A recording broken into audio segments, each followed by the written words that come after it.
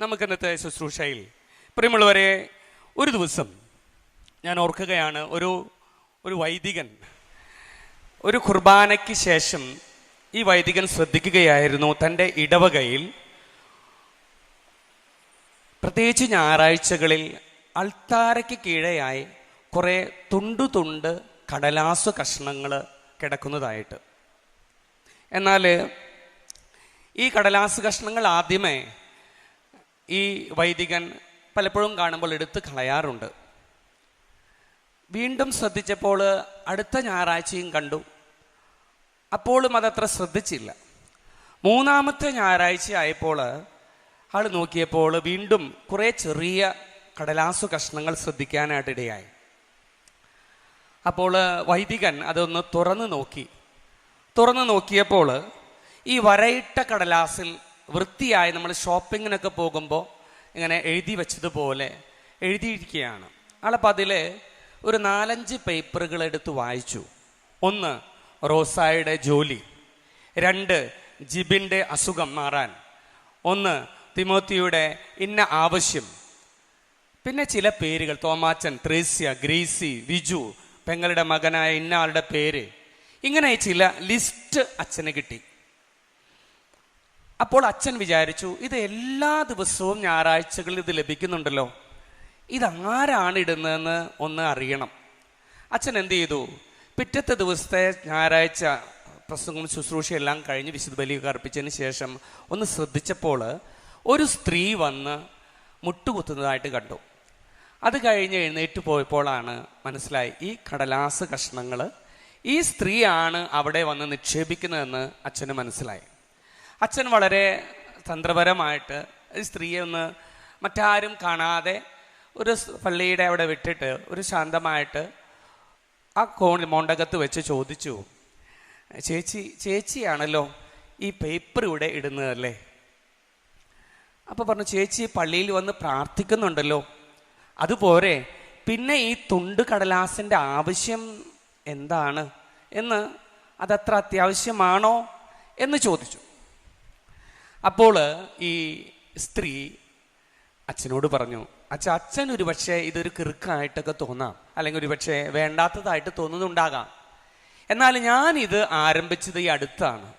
ഒരിക്കലും ഒരു ദേവാലയത്തിൽ ചെന്നപ്പോൾ അവിടെ സൈഡിലായിട്ടൊരു ബോർഡ് എഴുതി വെച്ചിരിക്കുന്നു, ഇങ്ങനെയാണ്, നിങ്ങളുടെ പ്രശ്നങ്ങൾ നിങ്ങൾ ദേവാലയത്തിലേക്ക് കൊണ്ടുവരിക. ഇത് കണ്ടതിന് ശേഷമാണ് ഞാനിത് ആരംഭിച്ചത്. അന്ന് മുതൽ ഞാൻ നാളുകളായി, അച്ഛൻ ഇപ്പോഴാണല്ലോ ശ്രദ്ധിക്കുന്നത്, നാളുകളായി എൻ്റെ ജീവിതത്തിലെ ഓരോ പ്രശ്നങ്ങളും ഞാനിങ്ങനെ ചെറിയ തുണ്ട് കടലാസിലാക്കി ഒരു പേപ്പറിൽ ഒരു നിയോഗം, ഒരു വ്യക്തി എന്നും കൊണ്ടിടാറുണ്ട്. അപ്പോൾ എന്നിട്ട് വീണ്ടും പറയും, അച്ഛാ എന്നെ സംബന്ധിച്ച് ഇതിൽ വലിയ ഒരു ദൈവാനുഭവം എനിക്കുണ്ട്. എന്താണത്? അപ്പോൾ ഈ സ്ത്രീ പറയും, ഞാനിവിടെ എഴുതി കൊണ്ടുവന്ന ഓരോ പ്രശ്നവും ഞാൻ അടുത്ത ആഴ്ച വരുമ്പോഴേക്ക് എൻ്റെ ജീവിതത്തിൽ ദൈവത്തിൻ്റെ ഒരു ഇടപെടൽ സംഭവിക്കുന്നത് ഞാൻ കാണാറുണ്ട്.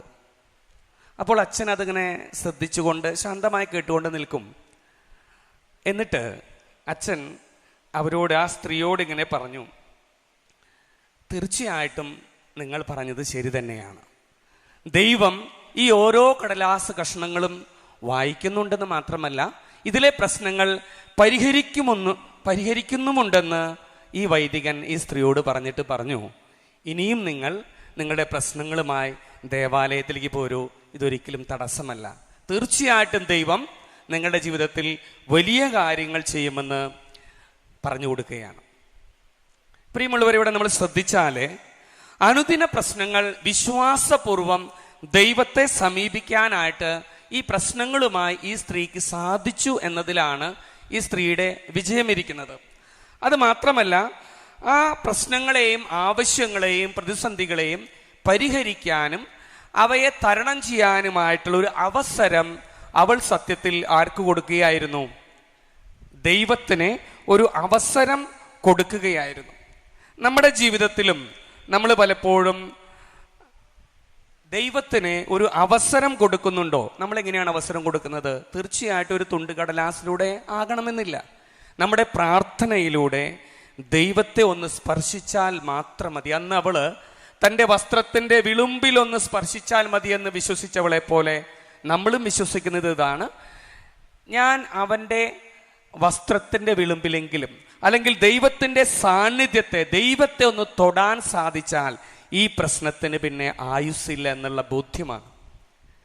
പ്രിയമുള്ളവരെ, പുറപ്പാടിൻ്റെ പുസ്തകം 27-ാം അധ്യായം 20-ാം വാക്യത്തില് നമ്മൾ ഇങ്ങനെ കാണും. പുറപ്പാടിൻ്റെ പുസ്തകം 27:20 ഇങ്ങനെ കാണും: വിളക്കെപ്പോഴും കത്തി നിൽക്കുന്നതിന് ആട്ടിയെടുത്ത ശുദ്ധമായ ഒലിവെണ്ണ കൊണ്ടുവരാൻ ഇസ്രായേൽക്കാരോട് പറയണം. വിളക്കെപ്പോഴും കത്തി നിൽക്കേണ്ടതിന് ആട്ടിയെടുത്ത ഒലിവെണ്ണ കൊണ്ടുവരാൻ ഇസ്രായേൽക്കാരോട് പറയണം. പ്രിയമുള്ളവരെ, ഒരു വചനം ഇത് നമ്മോട് സംസാരിക്കുകയാണ്. വിളക്കെപ്പോഴും നിന്റെ ജീവിതത്തിൽ കത്തി നിൽക്കാൻ, നിന്റെ ജീവിതത്തിൽ ദൈവ സാന്നിധ്യം എന്ന വിളക്ക്, ദൈവത്തിന്റെ സാന്നിധ്യം എപ്പോഴും നിന്റെ കൂടെ ഉണ്ടായിരിക്കാൻ, അല്ലെങ്കിൽ ദൈവം കൂടെയുണ്ടെന്നുള്ള വിളക്ക് എപ്പോഴും നിന്റെ ജീവിതത്തിൽ കത്തി നിൽക്കാൻ, പ്രിയമുള്ളവരെ, ഞാൻ എന്തു ചെയ്യണം? എപ്പോഴും ജീവിതത്തിന്റെ ഏതു സമയത്തും പ്രതിസന്ധിയിലും സന്തോഷത്തിലുമെല്ലാം ദൈവത്തിന്റെ സാന്നിധ്യം എനിക്ക് അനുഭവിക്കാൻ, അത് തുറന്നു കിട്ടാൻ ഞാൻ എന്തു ചെയ്യണം? ഞാൻ ആട്ടിയെടുത്ത എണ്ണയുമായി വരണം. എങ്ങനെയാണ് ആട്ടിയെടുക്കുക? എൻ്റെ വിയർപ്പൊഴുക്കി, എൻ്റെ കണ്ണുനീരോടെ, എൻ്റെ പ്രാർത്ഥനയോടെ, എൻ്റെ ഉപവാസത്തിൻ്റെ, എൻ്റെ ജാഗരണത്തിൻ്റെ, എൻ്റെ ആരാധനകളുടെ വിയർപ്പൊഴുക്കി, നീരൊഴുക്കി നീ ഉണ്ടാക്കിയ എണ്ണയുമായി നീ എൻ്റെ അടുക്കൽ വരുമ്പോൾ, പ്രിയമുള്ളവർ, ഇതായിരിക്കും നമ്മുടെ എണ്ണ. ഞാൻ കരുതേണ്ട എണ്ണ എൻ്റെ ജാഗരണത്തിൻ്റെ, എൻ്റെ കൈവിരിച്ച് മുട്ടുകുത്തി ഞാൻ നിന്ന് പ്രാർത്ഥിച്ച ആ കഷ്ടപ്പാടിൻ്റെ, എൻ്റെ ദുഃഖങ്ങളുടെ, ദുരിതങ്ങളുടെ എല്ലാം എൻ്റെ തമ്പുരാന്റെ മുൻപിൽ ഞാൻ അവ നിന്ന്, അല്ലെങ്കിൽ അവൻ്റെ മുൻപിൽ ഞാൻ കൊടുത്ത ആരാധനയുടെ മണിക്കൂറുകളുടെ എണ്ണയുമായി നീയും ഞാനും തമ്പുരാന്റെ സന്നിധിയിൽ വരുമ്പോൾ, ലോകത്തിന്റെ പ്രകാശമായി മിന്നിത്തെളിയാതിരിക്കാൻ ലോകത്തിന്റെ പ്രകാശമായ ക്രിസ്തുവിന് എങ്ങനെ സാധിക്കും? എന്നാൽ യോഹന്നാൻ 8:12 പറയുന്നു, ഞാൻ ലോകത്തിന്റെ പ്രകാശമാകുന്നു. പ്രിയമുള്ളവരെ, നമുക്ക് തീർച്ചയായിട്ടും സാധിക്കണം. എണ്ണ എൻ്റെ ജീവിതത്തിൽ തമ്പുരാന്റെ സന്നിധിയിലേക്ക്, അവൻ്റെ സാന്നിധ്യം എപ്പോഴും എനിക്ക് അനുഭവിക്കാൻ സാധിക്കണമെങ്കിൽ എൻ്റെ പ്രാർത്ഥനയുടെ, എൻ്റെ ഉപവാസത്തിൻ്റെ, എൻ്റെ ജാഗരണത്തിൻ്റെ, പ്രിയമുള്ളവരെ, എണ്ണ കൊണ്ടുവന്ന് അപ്പോൾ ദൈവത്തിൻ്റെ സാന്നിധ്യം എപ്പോഴും എൻ്റെ കൂടെ, എൻ്റെ ജീവിതത്തിൽ തെളിഞ്ഞു നിൽക്കുന്നത് എനിക്ക് അനുഭവിക്കാൻ സാധിക്കും. ഹല്ലേലൂയ. അതില്ലാത്തവർക്ക് പലപ്പോഴും രോഗം വരുമ്പോൾ, അപ്രതീക്ഷിതമായ ചില പരാജയങ്ങൾ സംഭവിക്കുമ്പോൾ നിരാശയിലേക്കും അവിശ്വാസത്തിലേക്കും കടന്നു പോകുന്നതിൻ്റെ കാരണം കത്താനായി, ഒഴിച്ചു കൊടുക്കാൻ അവൻ്റെ ജീവിതത്തിൽ എണ്ണയില്ലാതെ പോയി. നമുക്ക് മറ്റൊരു, ഈ എണ്ണയുടെ കുറവ് മൂലം വിഷമിച്ച മറ്റു ചില പേരെ ബൈബിളിൽ കണ്ടെത്താനായിട്ട് സാധിക്കും. 10 കന്യകമാരിൽ 5 കന്യകമാർ വിവേകമതികളും 5 കന്യകമാർ വിവേകശൂന്യകളുമായിരുന്നു. ശ്രദ്ധിക്കണേ, ഈ 5 കന്യകമാരും, ബുദ്ധിമതികളായ 5 കന്യകമാരും, അവർ 2 കൂട്ടരും ഒരുങ്ങി വന്നിരുന്നു. അവർ ഒരുപക്ഷെ ഏറ്റവും നല്ല വസ്ത്രമണിഞ്ഞ്, കാരണം നമുക്കറിയാം ഇസ്രായേൽക്കാരുടെ അവരുടെ ചരിത്രത്തിലെ 7 ദിവസം വരനും ഒരുങ്ങിയുള്ളൊരു വിവാഹഘോഷമാണ്. വരനും അവൻ്റെ കൂട്ടുകാരുമെല്ലാം അർദ്ധരാത്രിയിൽ അല്ലെങ്കിൽ രാത്രിയിലെ അവരെ സന്തോഷത്തോടെ ഈ വധുഗൃഹത്തിലേക്ക് വരുമ്പോൾ കന്യകമാരായിട്ടുള്ള ഈ കന്യകകളെല്ലാം വിളക്ക് തെളിച്ച് കാത്തിരിക്കും. ഈ കാത്തിരിക്കുന്നതിൽ ശ്രദ്ധിക്കണേ, അവർ ഉറക്കമൊളിച്ചു, അവർ ജാഗരിച്ചു, അവർ ഒരുങ്ങി, നല്ല വസ്ത്രം ധരിച്ചു, അണിഞ്ഞൊരുങ്ങി, എല്ലാം ചെയ്തു, വരാതിരുന്നില്ല, മടി പിടിച്ച് കിടന്നുറങ്ങിയില്ല. തീർച്ചയായിട്ടും അവർ വന്നു. എന്നാൽ ഒരു കാര്യം മാത്രം അവരുടെ കയ്യിൽ, 5 പേരുടെ കയ്യിൽ ഉണ്ടായില്ല. എന്തായിരുന്നു? ഈ എണ്ണയുടെ കുറവ്. ഈ എണ്ണയുടെ കുറവ് മാത്രമായിരുന്നു. ബാക്കി എല്ലാ ഒരുക്കങ്ങളും അവർക്കുണ്ടായിരുന്നു. നമുക്ക് ഇങ്ങനെ ഒന്ന് ചിന്തിക്കാനായിട്ട് പറ്റണം. ചിലപ്പോഴെങ്കിലും ചിലരെങ്കിലും നമ്മൾ ഈ വിവാഹഘോഷങ്ങളിലൊക്കെ പോകുമ്പോൾ കണ്ടിട്ടുണ്ട്, വരനെ കാണണമെന്നോ അല്ലെങ്കിൽ ആളെ ആശംസിക്കണമെന്നോ ഒന്നുമില്ല, സദ്യ ഉണ്ണണമെന്ന ചിന്ത മാത്രമേ ഉള്ളൂ. വന്നു, ഭക്ഷണം കഴിച്ചു പോയി, അവരെന്തെങ്കിലും ആകട്ടെ. ഞാൻ ചിലപ്പോഴൊക്കെ ശ്രദ്ധിച്ചിട്ടുണ്ട് നമ്മുടെ വിവാഹത്തിലൊക്കെ. പലപ്പോഴും ഞാൻ കോട്ടയം സൈഡ്, ആ സൈഡൊക്കെ പോകുമ്പോൾ അവിടുത്തെ ഒരു കൾച്ചർ അങ്ങനെയല്ല. കുറച്ചും കൂടി നേരത്തെ ഞാനിങ്ങനെ കേട്ടിട്ടുണ്ട് ഹിന്ദുക്കളും മുസ്ലിംസൊക്കെ പറയണത്, എൻ്റെ കൂടെ പഠിച്ചിരുന്നവർ പറയും, ഏറ്റവും നല്ല വിവാഹത്തിൻ്റെയൊക്കെ ഭക്ഷണം ക്രിസ്ത്യാനികളുടെയാണ്, ഒരു സംശയവുമില്ല. പക്ഷെ കുടല് കഴിഞ്ഞാൽ അവർ സാധനം തരുള്ളൂ. പിള്ളേർ പറയും ഏറ്റവും നല്ല ഭക്ഷണമാണ്. അപ്പോൾ നമ്മൾ പലപ്പോഴും എന്തോ ഈ ഒരു വിവാഹത്തിനെയൊക്കെ വന്നു കഴിയുമ്പോൾ ഞാൻ കണ്ടിട്ടുണ്ട്, മൂവാറ്റുപുഴ ഞാൻ കഴിഞ്ഞ ദിവസം പോയപ്പോൾ അവരിത്തിരി നേരത്തെ പെട്ടെന്ന് ചടങ്ങ് കഴിഞ്ഞ് ഒരു ചടങ്ങുണ്ട് വന്നിട്ട് അവരെ ഗ്രീറ്റ് ചെയ്തതിന് ശേഷമാണ് എല്ലാവരും ഭക്ഷണം ഒതുക്കുള്ളൂ. പക്ഷെ ഞാൻ പലപ്പോഴും നമ്മുടെ ഇവിടെയൊക്കെ ശ്രദ്ധിച്ചിട്ടുണ്ട്, എല്ലാവരും അല്ല കേട്ടോ, പലപ്പോഴും സദ്യ ഉണ്ണണം, മണവാളനെ എതിരേൽക്കണമെന്നോ ഗ്രീറ്റ് ചെയ്യണമെന്നൊന്നും പലർക്കും ആഗ്രഹമില്ല. ഈ ഒരു കൂട്ടരെ നമ്മൾ പലപ്പോഴും നമ്മളിങ്ങനെ ഈ ഉപമയിലേക്ക് തിരിച്ചു വന്നാൽ തിരുസഭ നൽകുന്ന എല്ലാ ആനുകൂല്യങ്ങളിലും അവർ പങ്കാളികളാകും. എന്നാൽ സഭയെ സ്നേഹിക്കാനോ സഭ ഈശോയ്ക്ക് വേണ്ടി ഒരു ത്യാഗമനുഷ്ഠിക്കാനോ സഭയിലെ ഏതെങ്കിലും ചില കാര്യങ്ങൾക്ക് വേണ്ടി ഒന്ന് പണം മുടക്കാനോ സൗകര്യങ്ങളൊക്കെ ആവശ്യപ്പെട്ടാൽ അവർ പിറുപിറുക്കും. അവർക്ക് അതിനൊന്നും സമയമില്ല. അതിനൊക്കെ അവിടെ ആരൊക്കെയുണ്ട്? അവിടെയൊക്കെ ചില ആളുകളുണ്ടെന്ന് പറഞ്ഞ് അവർ അതിനൊന്നും തയ്യാറാവുകയില്ല. പലപ്പോഴും ഉള്ളതൊന്ന് പങ്കുവയ്ക്കാൻ പറഞ്ഞാൽ അതിനും മുഖം കറുപ്പിക്കുന്നവരെ ഇഷ്ടംപോലെ കാണാനായിട്ട് നമുക്ക് പറ്റും. പ്രിയമുള്ളവരെ, നമുക്കൊന്ന് തിരിച്ചറിയാനായിട്ട് സാധിക്കണം, തമ്പുരാന് വേണ്ടി ഓരോ ദിവസവും വിശുദ്ധ കുർബാനയിൽ മണവാളനായി വരുന്ന നിന്റെ കർത്താവിന് വേണ്ടി ഒരുങ്ങി വിശുദ്ധിയോടെ പ്രിയമുള്ളവരെ അണയാൻ, അവനെ സ്വീകരിക്കാനായിട്ട് ഈ ഒരുക്കമാകുന്ന എണ്ണയുമായി വരാൻ പലപ്പോഴും മറന്നു പോകുന്നെങ്കിലേ സദ്യ ഉണ്ണണമെന്നേ ഉള്ളൂ. എനിക്ക് എന്ത് കിട്ടും? ആ കിട്ടുന്നതുമായി പോകുമ്പോൾ പ്രിയമുള്ളവരെ തിരിച്ചറിയുക, അധിക നാള്, അധിക നേരം, അധിക മണിക്കൂർ അതിന് ആയുസ്സില്ല. കാരണം എന്താ? എണ്ണ. കർത്താവിന് നിന്റെ ജീവിതത്തിൽ പ്രകാശിക്കാൻ എണ്ണ പകരേണ്ട നീയും ഞാനും. ഇതില്ലാതെയാണ് നമ്മുടെ ജീവിതത്തിൽ കടന്നു വരുന്നതെങ്കിൽ പ്രിയമുള്ളവരെ ഓർക്കുക, നിന്റെ ജീവിതത്തിന്റെ മധ്യാഹ്നത്തിലും യൗവനത്തിലും ദുഃഖത്തിലും ദുരിതത്തിലും വാർദ്ധക്യത്തിലുമെല്ലാം എപ്പോഴും അവൻ കത്തി നിൽക്കുന്ന വിളക്കാകണമെങ്കിൽ പ്രിയരെ ഓർക്കുക, ഞാൻ കൊണ്ടുവരണം കർത്താവിന്റെ സന്നിധിയിൽ എൻ്റെ ജീവിതത്തിൽ എണ്ണയുമായി വരുമ്പോഴാണ്.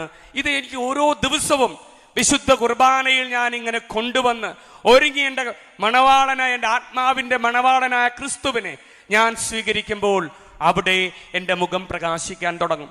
ഒരു വിശുദ്ധ കുർബാന കഴിഞ്ഞ് തിരിച്ചു പോകുമ്പോൾ അവിടെ എനിക്ക് ഒരു വലിയൊരു ആത്മസംതൃപ്തിയുടെ നിറവുണ്ടാകും. അവിടെ എനിക്ക് ഒരു സന്തോഷത്തിന്റെ അല്ലെങ്കിൽ ഒരു സംതൃപ്തിയുമായിട്ടാണ് ദൈവാനുഗ്രഹത്തിന്റെ നിറവും ഒരു ദിവസത്തിന്റെ മുഴുവൻ പ്രതീക്ഷകളും എൻ്റെ കർത്താവ് എന്നെ നയിക്കുമെന്നുള്ള ബോധ്യത്തിലായിരിക്കും ഞാൻ തിരിച്ചു പോവുക. അല്ല എങ്കിൽ ഒരു മഴ പെയ്തു പിറുപിറുത്തുകൊണ്ട് തിരിച്ചു പോകുന്നവൻ്റെ മുഖത്തൊരു സന്തോഷമില്ല. കർത്താവെ, ഇങ്ങോട്ട് വന്നപ്പോൾ കുഴപ്പമില്ലായിരുന്നു, ഈ പിറുപിറുപ്പുമായിട്ടാണ് നീ പോകുന്നതിൻ്റെ കാരണം എണ്ണ വറ്റിയ വിളക്കായിട്ടാണ് ഞാൻ പലപ്പോഴും പ്രകാശത്തിൽ വസിക്കുന്ന നിത്യപ്രകാശമായ അവനെ സ്വീകരിക്കാനായിട്ട് വരുന്നത്. പ്രിയമുള്ളവരെ, ഞാൻ ഒരിക്കൽ ഓർക്കായിരുന്നു, ഒരു ഈ സിസ്റ്റർ പറയുകയായിരുന്നു, ഞാൻ ഈ ഒരു സംസാരിച്ചു കഴിഞ്ഞപ്പോൾ, ബ്രദറെ, എൻ്റെ ജീവിതത്തിൽ എൻ്റെ തമ്പുരാൻ എന്നെ അനുഗ്രഹിച്ചു. ഒരു ശുശ്രൂഷ കഴിഞ്ഞ ആൾ പറയുകയായിരുന്നു, എല്ലാ ദിവസവും പുലർച്ചെ, ആളൊരു സന്യാസി സമൂഹത്തിൻ്റെ പ്രൊവിൻഷ്യലായിരുന്നു, നല്ല തിരക്കാണ്, ചിലപ്പോഴെങ്കിലും എനിക്ക് സമയം കിട്ടാറില്ല. അതുകൊണ്ട് ഞാൻ പുലർച്ചെ 3 മണിയാകുമ്പോൾ വേറെ ആരും ബുദ്ധിമുട്ടിക്കണ്ടല്ലോ, എത്ര വൈകിയാലും ആരുമില്ല, ഞാനൊരു പെർമിഷൻ എടുത്തിട്ട് അവിടുത്തെ മദർ സുപ്പീരിയറിനോട് പറയാം, ഞാൻ ആരാധന സക്രാരി തുറന്നു വെച്ച് ഞാൻ 3 മണിക്കൂർ സമയം ഞാൻ എല്ലാ ദിവസവും കർത്താവിനെ സ്നേഹിക്കും. ആദ്യമൊക്കെ എനിക്ക് അറിയില്ലായിരുന്നു. ഇപ്പോൾ അങ്ങനെയൊന്നുമല്ല. ഞാൻ ഉറക്കെ പ്രാർത്ഥിക്കും, ചിലപ്പോൾ കരയും. ഇപ്പോൾ വെറുതെ അവിടെ ഇരുന്നാൽ മതി. ആദ്യമൊക്കെ എനിക്ക് ഉറക്കം വരാറുണ്ടായിരുന്നു. എന്നാൽ ഇപ്പോൾ അതൊരു സന്തോഷമാണ്, അതൊരു ലഹരിയാണ്. ബ്രദറെ പറയുകയാണ് എൻ്റെ അടുക്കലെ, എനിക്ക് ഭയങ്കര ഒരു ശക്തി കിട്ടുന്നുണ്ട്. പലപ്പോഴും എന്നോട് പലരും ചോദിക്കാറുണ്ട്, മദറെ എങ്ങനെയാണ് ഇത്രയും കാര്യങ്ങളൊക്കെ ചെയ്യുന്നതെന്ന് പറഞ്ഞപ്പോൾ എനിക്കിപ്പോൾ ഒരു കാര്യം പറയാൻ പറ്റും. ഞാൻ ആദ്യം പറയും, കർത്താവെല്ലാം നടത്തുന്നു. ഇപ്പം എനിക്ക് മനസ്സിലായി, ഞാൻ എൻ്റെ ഈ 3 മണിക്കൂറിൽ ഞാൻ കൊണ്ടുവരുന്ന എണ്ണ ഈ പ്രാർത്ഥനയാകുന്ന ആരാധനയാകുന്ന എൻ്റെ ഈ ജീവിതത്തിലേക്ക് പ്രിയമുള്ളവരെ, ഈ എണ്ണ തമ്പുരാന്റെ സന്നിധിയിലേക്ക് ഞാൻ എണ്ണയുമായി വരുമ്പോൾ എൻ്റെ കർത്താവിന് പ്രകാശിക്കാൻ സാധിക്കാതിരിക്കുമോ? നമുക്കും തീരുമാനിക്കാം അവൻ്റെ മുൻപിൽ കൊണ്ടുവരാൻ. നീയാകുന്ന തിരിമേൽ എണ്ണയില്ലെങ്കിൽ എങ്ങനെ കർത്താവാകുന്ന പ്രകാശം അവിടെ തെളിയും? നമുക്ക് അങ്ങനെ ഒന്ന് ചിന്തിക്കാൻ സാധിക്കണ്ടേ? പ്രിയമുള്ളവരെ, ഞാൻ ഓർക്കുന്നു ഒരിക്കൽ നമ്മൾ ഈ യോഹന്നാന്റെ സുവിശേഷം 19-ാം അധ്യായത്തില് 34-35 വാക്യങ്ങളിൽ കാണാനായിട്ട് പറ്റും. എന്നാൽ പടയാളികളിൽ ഒരുവൻ അവന്റെ വിലാപ്പുറത്ത് കുത്തി, അല്ലേ? നമുക്ക് കാണാം. എന്നിട്ട് അവസാനം 37 പറയുന്നുണ്ട്, അവരെ വചനത്തിൽ നമ്മൾ കാണുകയാണ്, അവനെ കുത്തി മുറിവേൽപ്പിച്ചവർ അവനെ നോക്കി നിൽക്കും. നമ്മൾ ആ വചനത്തിൽ 34-35 കാണും, ഉടനെ വിലാപ്പുറത്ത് കുത്തിയതിന് ശേഷം ഉടനെ തന്നെ അവിടെ നിന്ന് രക്തവും ജലവും ഒഴുകി. പ്രിയമുള്ളവരെ, നമുക്ക് കാണാം ഹൃദയം, പ്രത്യേകിച്ച് മനുഷ്യ ജീവിതത്തിലെ, നമ്മുടെയൊക്കെ ജീവിതത്തിലെ വികാരങ്ങളുടെ ഒരു കേന്ദ്രമാണ് ഹൃദയമെന്ന് പറയാം. നമ്മൾ ഈ ഹൃദയം നിലച്ചാൽ ഒരു മനുഷ്യൻ അവൻ മരിച്ചു കഴിഞ്ഞു. ഈ ഹൃദയം ഇടിച്ചാൽ ഒരു ജീവിതം അവിടെ ആരംഭിക്കുകയാണ്. നമ്മൾ പലപ്പോഴും പല ഭാഷകളിലൊക്കെ എഴുതുമ്പോഴൊക്കെ പറയും ഹൃദയപൂർവം, ഹൃദയത്തിൻ്റെ ഭാഷയിൽ, അല്ലെങ്കിൽ ഹൃദയപൂർവ്വം നന്ദി പറയുന്നു. പ്രിയമുള്ളവരെ, ചിലരെ കുറിച്ച് പറയും കഠിന ഹൃദയനാണ്, ഹൃദയമില്ല എന്ന് തോന്നണേ, കഠിന ഹൃദയനാണ്. ചിലപ്പോഴൊക്കെ പറയും ആർദ്ര ഹൃദയനാണ്. പ്രിയമുള്ളവരെ, എല്ലാവരുടെയും ഹൃദയത്തിലെ ചിലപ്പോഴൊക്കെ പോസിറ്റീവായിട്ടും നെഗറ്റീവുമായിട്ടൊക്കെയുള്ള ചില വിചാരങ്ങൾ, ക്രിയാത്മകമായും നിഷേധാത്മകമായിട്ടുള്ള വികാര വിചാരങ്ങൾ വന്ന് നിറയാറുണ്ട്. ഈ വിശുദ്ധ ഗ്രന്ഥത്തിലേക്ക് നോക്കിയാൽ നമുക്ക് കാണാം, സങ്കീർത്തനം 28 പറയുന്നത് കാണാം, കർത്താവിൽ എൻ്റെ ഹൃദയം ശരണം വയ്ക്കുന്നു, എൻ്റെ ഹൃദയം കർത്താവിൽ ആനന്ദിക്കുന്നു. നമുക്ക് പിന്നീട് കാണാൻ പറ്റും സുഭാഷിതം 15:13 സന്തുഷ്ടമായ ഹൃദയം മുഖത്തെ പ്രസന്നമാക്കുന്നു. ഇനി സങ്കീർത്തനം 27:3 നമുക്കൊക്കെ കാണാനായിട്ട് സാധിക്കും, എൻ്റെ ഹൃദയം ഭയമറിയുകയില്ല. സങ്കീർത്തനം 27:3. ഇനി വീണ്ടും നമുക്ക് കാണാം ജെറമിയ 17:9 കാണാം, ഹൃദയത്തിൽ തെറ്റായ പ്രവണതകൾ കൂടിയിരിക്കുന്നു, ഹൃദയം മറ്റൊന്നിനേക്കാളും കാപട്യമുള്ളതാണ്, അതിനെ പരിശോധിച്ചറിയാൻ ആർക്കു സാധിക്കും? പ്രിയമുള്ളവരെ, ഹൃദയത്തിൽ ഒരേ സമയം വെളിച്ചവും അന്ധകാരവുമുണ്ട്. നല്ല മനുഷ്യൻ തൻ്റെ ഹൃദയത്തിൻ്റെ നല്ല നിക്ഷേപത്തിൽ നിന്നും നന്മ പുറപ്പെടുവിക്കുന്നു. ചീത്ത മനുഷ്യനാകട്ടെ തൻ്റെ ഹൃദയത്തിൽ നിന്നുള്ള ഈ തിന്മയിൽ നിന്ന് തിന്മ പുറപ്പെടുവിക്കുന്നു. ലൂക്കായുടെ സുവിശേഷത്തിൽ കാണുകയാണ്. ആദ്യ മാതാപിതാക്കളുടെ സന്തതി പരമ്പരകളായ നമ്മുടെ ഹൃദയത്തിലും ഈ 2 വിഭാഗങ്ങളുമുണ്ട്, നന്മയും തിന്മയും. എന്നാൽ ശ്രദ്ധിക്കണേ, പരിശുദ്ധാത്മാവിനാൽ മാംസം ധരിക്കപ്പെട്ട സത്യവചനമായ ദൈവം തന്നെയായ യേശു ക്രിസ്തുവിൻ്റെ ഹൃദയത്തിൽ നന്മ മാത്രമേ ഉള്ളൂ. പ്രിയമുള്ളവരെ, നിന്റെ ഹൃദയം അവന്റെ ഹൃദയത്തോട് ചേർത്ത് വെക്കുമ്പോൾ എന്ത് സംഭവിക്കും? എൻ്റെ ഹൃദയത്തിലുള്ള എല്ലാ തിന്മയും എടുത്ത് മാറ്റപ്പെടുമെന്ന് മാത്രമല്ല, അവൻ്റെ നന്മ എൻ്റെ ഹൃദയത്തിൽ വളരും. ഇതുകൊണ്ടല്ലേ നമ്മളിങ്ങനെ പ്രാർത്ഥിക്കാറുണ്ട്, ഈശോയുടെ തിരുഹൃദയത്തെ നോക്കിക്കൊണ്ട് പ്രാർത്ഥിക്കും. ഇത് തിരുഹൃദയ മാസമാണല്ലോ. നമ്മളിങ്ങനെ പ്രാർത്ഥിക്കും, ഈശോയുടെ തിരുഹൃദയമേ എൻ്റെ ഹൃദയം നിന്റെ ഹൃദയത്തിന് ഒത്തതാക്കി അരുളണമേ എന്ന് പ്രാർത്ഥിക്കാറുണ്ട്. നിങ്ങൾക്കറിയാം, അവനെ കുത്തി മുറിവേൽപ്പിച്ചവർ അവനെ നോക്കി നിൽക്കും. കത്തോലിക്ക എല്ലാ ക്രിസ്ത്യാനികളുടെയും വീട്ടിൽ ഒരു തിരുഹൃദയത്തിൻ്റെ പടമുണ്ടായിരിക്കും. വെറുതെ അല്ല അത് വെച്ചിട്ടുള്ളത്. ഈ വചനത്തിൻ്റെ അന്വർത്ഥമാണത്. ഓരോ ക്രിസ്ത്യാനിയുടെയും എന്ത് പടമില്ലെങ്കിലും ഒരു തിരുഹൃദയത്തിൻ്റെ പടം അവിടെ ഉണ്ടാവും. കാരണം എന്താ? എന്നും ഒരു ക്രിസ്ത്യാനി ഇറങ്ങുമ്പോഴും ആ വീട്ടിൽ നിന്ന് തിരിച്ചവിടെ ചെല്ലുമ്പോഴും ഈ കുത്തി മുറിവേൽപ്പിക്കപ്പെട്ടവനെ അവനെയാണ് നോക്കുന്നത്. എല്ലാ ദിവസവും ആ തിരുഹൃദയത്തിൻ്റെ പടത്തിന് വലിയ അർത്ഥമുണ്ട്. അത് നൽകുന്ന വലിയൊരു സംരക്ഷണമുണ്ട്. പ്രിയമുള്ളവരെ, ജെറമിയായുടെ പുസ്തകം 31-ാം അധ്യായം 33-ാം വാക്യത്തിൽ കാണാം, ഞാൻ എൻ്റെ നിയമം അവരുടെ ഉള്ളിൽ നിക്ഷേപിക്കും, അവർ ഹൃദയത്തിൽ ഞാനത് എഴുതും. ഈശോ പറയാണ്, ഞാൻ എൻ്റെ നിയമം അവരുടെ ഉള്ളിൽ നിക്ഷേപിക്കും, ഞാൻ അവരുടെ ഹൃദയത്തിൽ എഴുതും, ഞാൻ അവരുടെ ദൈവവും അവരെൻ്റെ ജനവുമായിരിക്കും. പ്രിയമുള്ളവരെ, ദൈവവചനം ഹൃദയത്തിൽ നിറയുമ്പോൾ നമ്മുടെ ഹൃദയം ദൈവിക ചൈതന്യം പ്രസരിപ്പിക്കും. ദൈവവചനം ഹൃദയത്തിൽ നിറയുമ്പോൾ നമ്മുടെ ഹൃദയം ദൈവ ചൈതന്യം പ്രസരിപ്പിക്കും. ഞാൻ ഒരിക്കൽ ഓർക്കുന്നു, ഒരു ചെറുപ്പക്കാരൻ പറഞ്ഞു, ബ്രദറെ ഞാൻ കപ്പലിലാണ് ജോലി. കപ്പലിലെ അപ്പം എന്താ പ്രശ്നം എന്ന് വെച്ച് കഴിഞ്ഞാൽ, എൻ്റെ പ്രശ്നമാണ് ഞാൻ എൻ്റെ വിവാഹം കഴിഞ്ഞിട്ടില്ല. ഞാൻ വിചാരിക്കും കള്ളു കുടിക്കില്ല, അല്ലെങ്കിൽ ആവശ്യമില്ലാത്ത പല കാര്യങ്ങളിലും ചെന്ന് പെടില്ല, മൊബൈലിൽ നോക്കില്ല ഒക്കെ വിചാരിച്ചാൽ 6 മാസമൊക്കെ കഴിയണ വരെ എനിക്ക് പലപ്പോഴും പല തിന്മകളിൽ നിന്നും വിടുതലില്ല, പിടിച്ചു നിൽക്കാൻ പറ്റുന്നില്ല, വീണു പോകുന്നു. അപ്പം ഞാൻ അവനോട് പറഞ്ഞു, ഞാൻ ഓർക്കുന്നു, നീ ഒരു കാര്യം ചെയ്യുക. ഞാൻ ഏതാനും ചില വചനങ്ങൾ അവനെ അയച്ചു കൊടുത്തിട്ട് പറഞ്ഞു, ഇത് നീ എല്ലാ ദിവസവും വായിക്കണം. ആദ്യത്തെ ഒരാഴ്ച 7 times ഡെയിലി, രണ്ടാമത്തെ ആഴ്ച 3 times ഡെയിലി, മൂന്നാമത്തെ ആഴ്ച 1 പ്രാവശ്യം. ഇത് നീ ഒന്ന് പരീക്ഷിച്ചു നോക്ക്. അങ്ങനെ 3 മാസത്തിന് ശേഷമാണ് കണ്ടത്.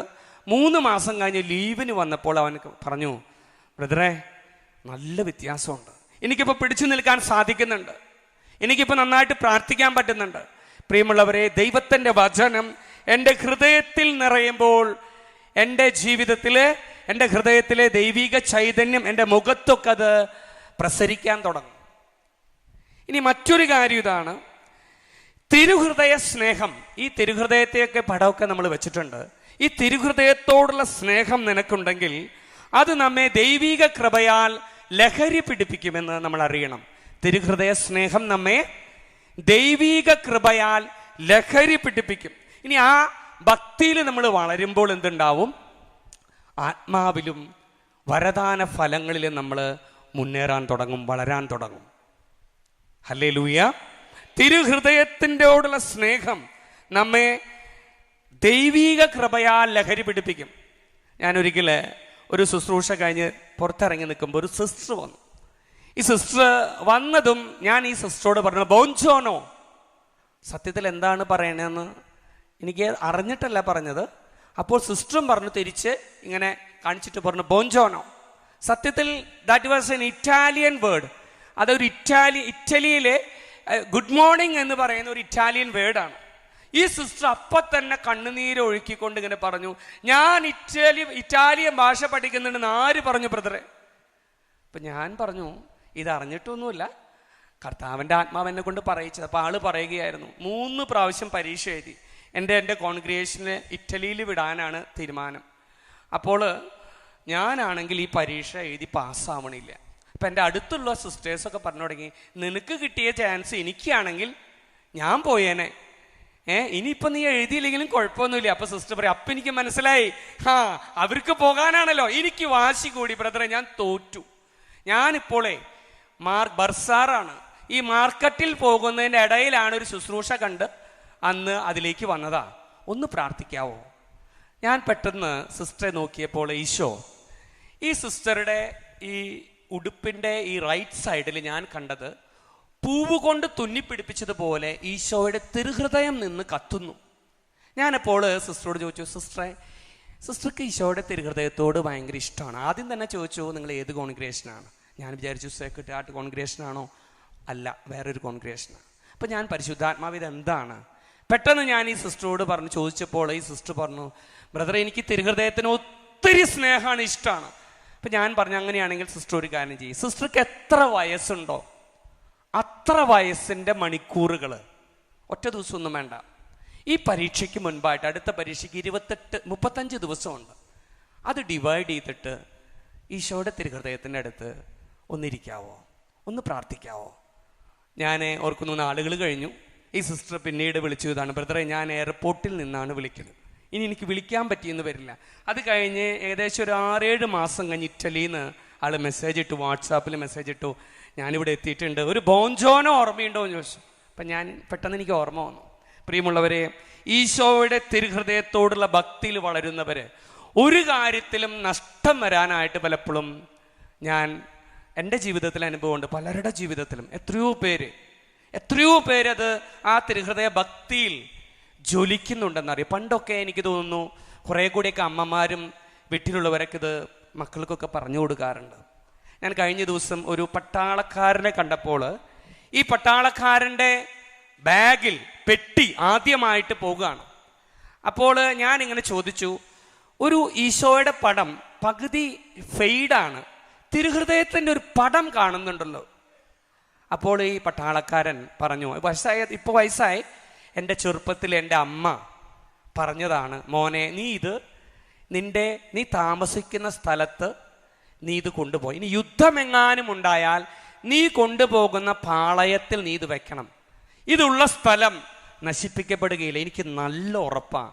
ഈ പട്ടാളക്കാരൻ ഇത് പറയുമ്പോഴേക്കും കണ്ണ് നിറഞ്ഞ, അമ്മ മരിച്ചിട്ട് നാളുകളായി, പറയുകയായിരുന്നു, എൻ്റെ കൂടെ ഉണ്ടായിരുന്ന എൻ്റെ റെജിമെൻറ്റിലുണ്ടായിരുന്ന 1000-ലധികം പേരിൽ 983 പേരും മരിച്ചു ഇന്ത്യ പാക് യുദ്ധത്തിൽ. വളരെ നിസ്സാരം പേരാണ് ജീവിച്ചിരിപ്പുള്ളത്. അതിലൊരാൾ ഞാനാന്ന് പറയുമ്പോഴൊക്കെ ആള് ആ പടം പേഴ്സിൽ നിന്നെടുത്ത് എന്നെ കാണിക്കുകയാണ്. പ്രിയമുള്ളവരെ, വലിയ സംരക്ഷണം, പ്രത്യേകിച്ച് ജീവന് മാത്രമല്ല, തിന്മയിൽ നിന്ന് പ്രത്യേകിച്ച് പലതരത്തിലുള്ള നിന്റെ ആത്മാവിനെ ഹനിക്കാൻ കഴിയുന്ന തിന്മകളിൽ നിന്ന് ഈ തിരുഹൃദയത്തിന് നിന്നെ സംരക്ഷിക്കാൻ സാധിക്കും. പ്രിയമുള്ളവരാരെങ്കിലും കുമ്പസാരിക്കാനായിട്ട് ഇനി ഉണ്ടെങ്കിൽ തയ്യാറായവർ താഴേക്ക് ചെല്ലുക. ഓക്കെ.